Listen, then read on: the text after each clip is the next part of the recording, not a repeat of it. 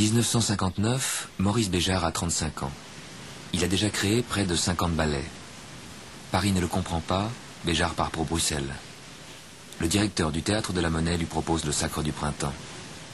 L'histoire de la danse s'ouvre sur un nouveau chapitre.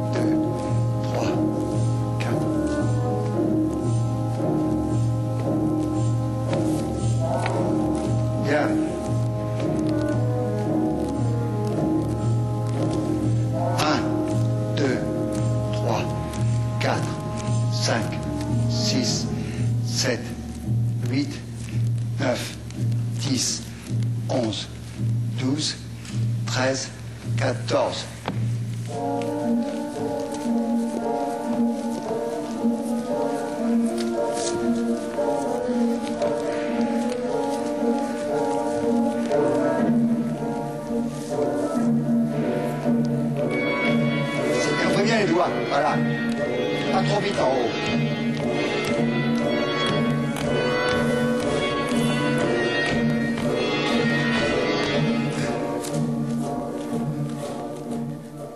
Le geste clé du sacre, c'est ça.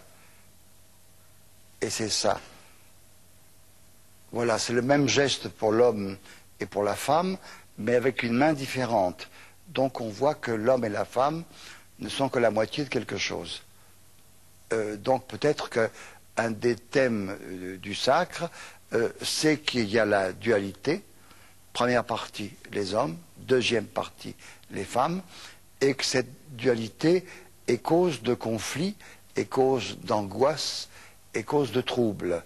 Et que la résolution de la dualité, c'est l'unité, dont le symbole le plus évident et le plus sensible, depuis les religions les plus préhistoriques jusqu'aux plus modernes, c'est l'union du couple, c'est l'union du yin et du yang, c'est la polarité, c'est la réunion de deux choses qui sont à la fois antagonistes et complémentaires, qui sont à la fois l'image l'un de l'autre et qui sont complètement différentes mais complètement uniques.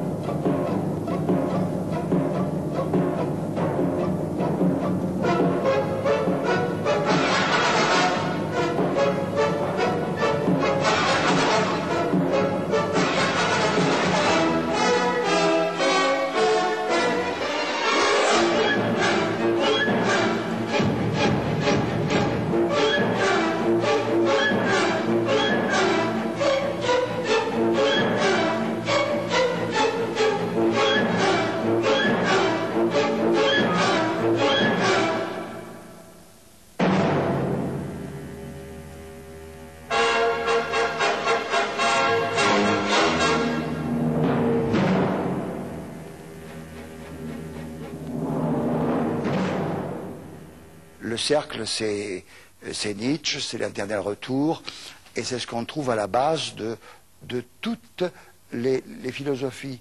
C'est important l'histoire des religions primitives. Lorsque Stravinsky et Nijinsky ont voulu faire le sacre, ils sont partis de religions primitives. Ils sont partis d'un chamanisme, ils sont partis d'une Russie plutôt Asie centrale, ils sont partis d'un rituel. Et je pense que la danse ne peut pas oublier qu'elle est née du rituel. La danse ne peut pas ne pas se souvenir qu'elle n'est que rituel. Et lorsque ce rituel disparaît complètement, il n'y a plus de danse. Donc il faut bien essayer de recompter les 10, là. Oui, tu reprends du même endroit. Moi, je compte tout le temps, là. Ah oui. Ah ouais. Mais automatiquement, je suis arrêtée à 8, sans compter. Parce que les couples font 8, en fait. Les danseurs, ils comptent, mais pas tellement. Ils écoutent, ils comptent pas beaucoup. Et en plus, les comptes de Stravinsky, ça vous surprendra, sont pas plus difficiles que les comptes de Coppelia. Et 1, 2, 3, 4, 5, 6, 7, 8, 9. Il faut se battre avec la musique, il faut aimer la musique, il faut se donner entièrement à la musique, mais il faut rester soi-même. Il faut pas. C'est la vie d'un couple. La vie d'un couple, il y a cette espèce de lutte perpétuelle qui fait que le couple reste vivant parce qu'ils s'affrontent tous les jours et parce qu'ils s'affrontent parce qu'ils s'aiment, parce qu'ils sont inséparables.